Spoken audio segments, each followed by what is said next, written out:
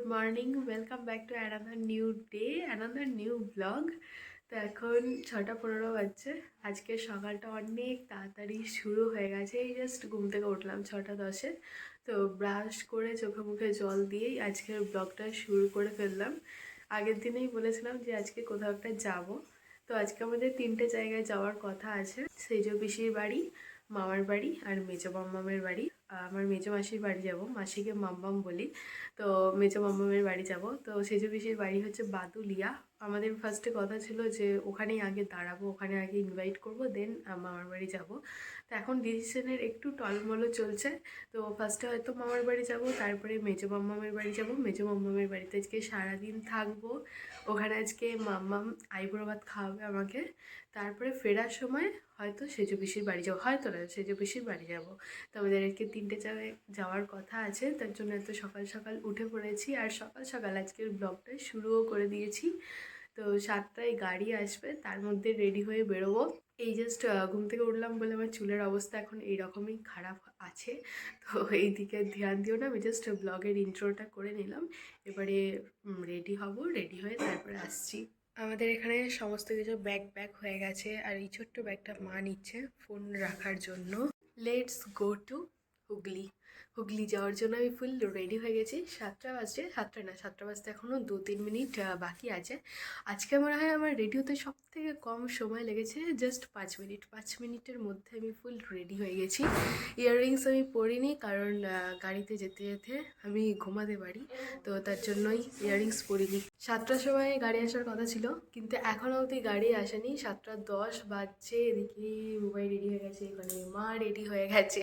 সবার ঘরের ভিতরে খুব শীত করছে, আমার বাদে। যাই হোক, দেখ, তুমি খুলে দিলে বুবাই ভালো করে বেঁধে নিল। যাই হোক, তো আমরা সবাই এখন রেডি হয়ে বসে আছি, কিন্তু গাড়ি যে কখন আসবে কে জানে। 7:30 ফাইনালি এতক্ষণে গাড়ি এসছে।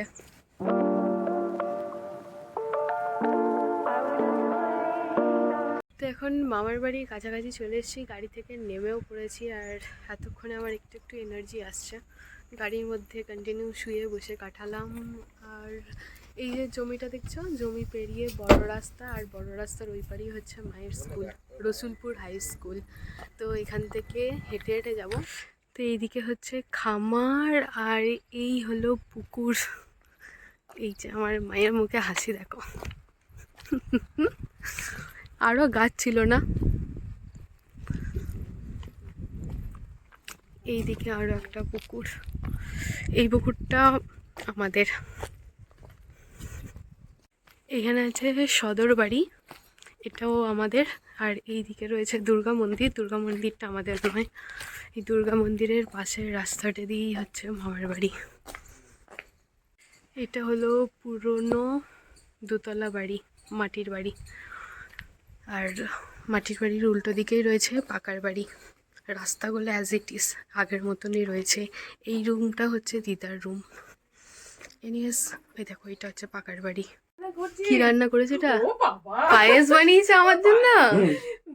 বাবা,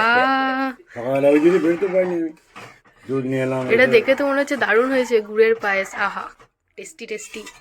প্যাক করে দাও, বাড়িতে গিয়ে খাবো। বড় মামার হাতের রান্না, তাই বুঝি, তাই তাই। এটা হচ্ছে দিদার ঘর, সেই অনেক পুরনো আর কি, কত পুরনোই বলতে পারবো না।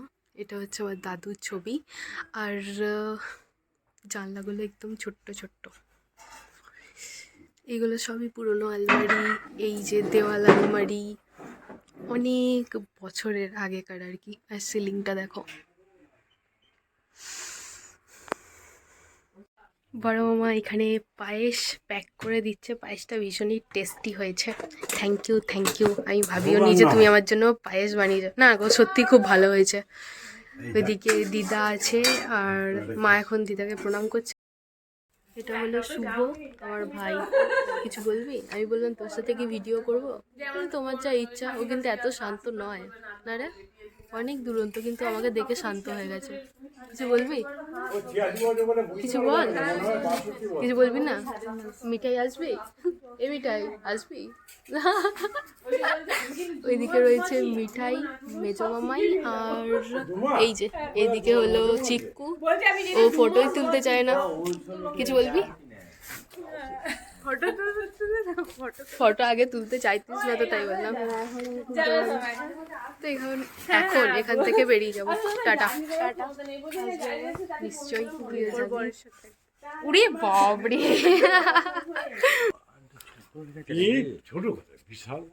হ্যাঁ অনেক বড়। এইটা হলো গিয়ে সপেদা গাছ। আর এই রাস্তাগুলো দিয়ে এখন যাওয়া যায় না, কিছু চাষ টাস করা আছে বোধহয়। তো আমরা এখন বেরোবো। মা বেরোনোর আগে এখানে কাকিমা আছে, জেঠিমা আছে, দেখা করবে। ছোট ছিলাম তখন এই রাস্তাগুলো দিয়ে অনেক বেশি ঘোরাফেরা করতাম। আর মামার বাড়ি ঘোরা হয়ে গেল উইদাউট ইয়াররিংস।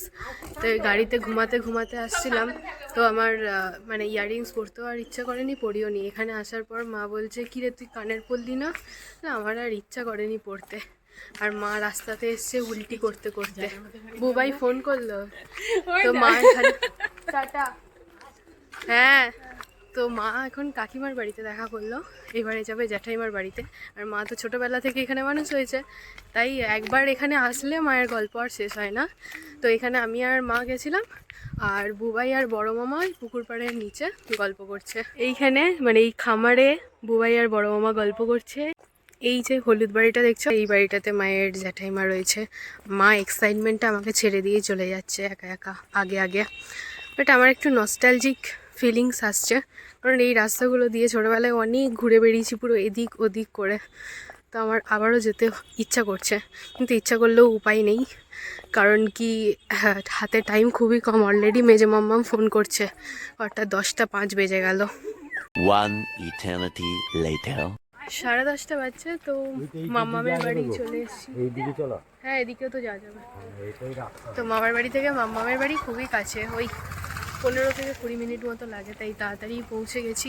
এখানে দেখো মাম্মাম রান্না বান্না করা অলরেডি স্টার্ট করে দিয়েছি। ওইখানে একটা বড় হাঁড়ি আছে, এই যে এই হাঁড়িটা, এই হাঁড়িটা, এতে পায়েস আছে, মাম্মা আমাকে দেখালো। আর এই হাঁড়িটাতে লুচি ভেজে রাখা আছে, যেটার উপরে লাল পেতে রয়েছে। আর এখানে মাছ ভাজা চলছিল। তো এখনও রান্নাবান্না মনে হয় বাকি আছে। তো মাম্মা আমাকে ব্রেকফাস্ট করতে দেবে। অলরেডি কটা বাচ্চা দেখো, 11:15 বাজছে। ব্রেকফাস্টে আছে লুচি, ছোলার ডাল, পনির দিয়ে। মামার বাড়ি এসছি আজকে। বাবা, মাম্মাম প্লেট সাজিয়ে মিষ্টি দিয়েছে। এই দাঁড়া দাঁড়া, সব হালকা মিষ্টি আছে, সবই হালকা, একটু করে বসে বসে খানা, হালকা হালকা মিষ্টি দে, বেশি মিষ্টি খুব হালকা, সব বসে বসে খা। A few moments later দিয়েছে হাঁসের ডিম।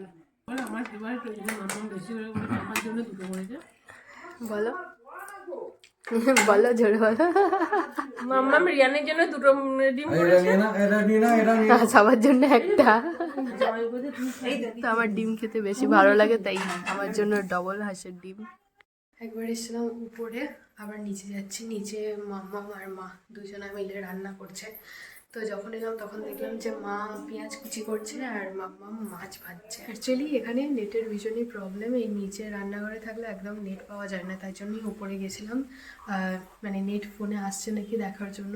বাট নেট আসলেও একদমই স্পিড নেই, তাই আবারও নিচে চলে এলাম। কড়াইতে পেঁয়াজ আর টমেটো ভাজা হচ্ছে। এখানে রয়েছে চিকেন।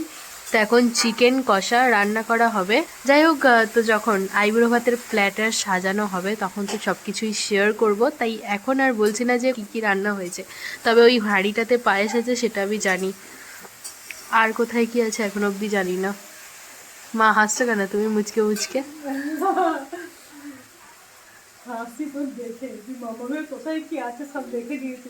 আমাকে ওইটাই শুধু দেখিয়েছে, আর কিছু দেখায়নি। তো ছাদে এলাম, এই একটু ওয়েদারটা মেঘলা মেঘলা হলো, তার জন্য এলাম। একটু আগেও প্রচণ্ড রোদ ছিল, তাই আর ছাদে আসিনি। আর ছাদে এলে না নেটটা খুব ভালো পাওয়া যায়, ইভেন 5G স্পিডও দিচ্ছে দেখছি। আর নিচে থাকলে একদম নেট থাকে না, ইভেন ফোনে কথা বলতেও অনেক প্রবলেম হয়। তো ছাদ থেকে ভিউটা, মানে এই চারপাশের ভিউটা কেমন লাগছে সেটাই তোমাদের সাথে একবার শেয়ার করব। এই দেখো চারপাশের ভিউটা, এই জায়গাটাতে ধান ঝাড়া হচ্ছে, আর এদিকে সব খড় রাখা রয়েছে। এই মন্দিরটা না নতুন হয়েছে, এবারেই এসে দেখলাম এই মন্দিরটা, একদম মাম্মামদের বাড়ির সামনেতেই। এই যে চালাটা দেখছো আর এই যে মন্দিরটা দেখছো, এই মাঝের রাস্তাটা দিয়েই আমরা এলাম। আর এই যে আমাদের গাড়ি রাখা রয়েছে, মন্দিরের পাশেই যে মন্দিরটা দেখছো ওইটা হচ্ছে কালী ঠাকুরের মন্দির। তো এইখানে খুব বড় করে কালী পুজোও হয়। আর এই পাশে আর একটা মন্দির, এটা হচ্ছে মামামদের ঠাকুর ঘরের গেট। আর এইখানে অনেকটা জায়গা জুড়ে ধান মেলে রাখা রয়েছে। ওই দিকের ভিউটা তো শেয়ার করলাম, ওইদিকে তো ধান টান ঝাড়া হচ্ছে, বাট এই দিকে সমস্ত বাড়ি, এইদিকে আর তেমন কিছু দেখানোর নেই। তো এটা হচ্ছে পাপাই দাদার ঘর। তো পাপাই দাদা যদি আমার ব্লগটা দেখে তাহলে ওর ঘরটাও দেখতেই পাবে। যাই হোক, তো এখানে এখন রেডি হব। মা বললো রান্নাবান্না প্রায় শেষের দিকেই, তোর তো একটু টাইম লাগবে, তুই না হয় রেডি হয়ে নে। আর আমি তো এর আগেও বলেছি যে আইবুড়ো ভাত প্রায় সবগুলোই আমার ইচ্ছা আছে শাড়ি পরে তারপর খেতে বসার। তো আজকে শাড়ি পরে আসাটা পসিবল হয়নি, কারণ এতক্ষণ শাড়ি পরে আমি থাকতেও পারতাম না, তার জন্য সাথে করে শাড়ি নিয়ে এসেছি। তো এখন শাড়ি পরে রেডি তো হবো, সাথে সাথে এখানেই আজকে আমি গেট রেডি উইথ মিও বানাবো। 2টো বাচ্চা আর আমি রেডি হয়ে গেছি আইবুড়ো ভাত খেতে বসার জন্য। শাড়িটা সবই ঠিক আছে, কিন্তু আঁচলটা নেওয়া একটু ভুল হয়ে গেছে, এই জিনিসটা আরেকটু পিছনের দিকে যায়। তো এখন সব পিন করা হয়ে গেছে, এখন কিছু করারও নেই, এই জাস্ট মানে একটু আগেই খেয়াল করলাম এই জিনিসটা। তো এটা একটু অড লাগছে, আদারওয়াইজ সব ঠিকই আছে। তো ওই ঘরেতে জল আসন সব কিছু করা হয়ে গেছে, এবারে বসবো খেতে। যে ভাত, পোলাও, শাকের তরকারি, চিকেন, চিংড়ি মাছের মালাইকারি, রুই পোস্ত, চাটনি, এখানে রয়েছে পায়েস আর দই। মিষ্টি অনেকগুলোই ছিল, আমি সব তুলে দিয়েছি, জাস্ট এই দুটোই নিয়েছি।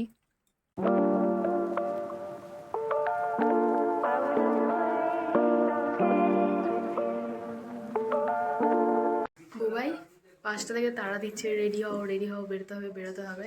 আমি আর মা লেট করে করে এখন 6টা বাজছে, তো ফাইনালি এতক্ষণে বেরোবো।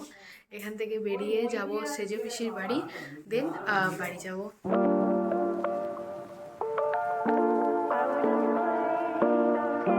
তো এখন চলে এসেছি সেজে পিসির বাড়ি, 7:30 বাজছে।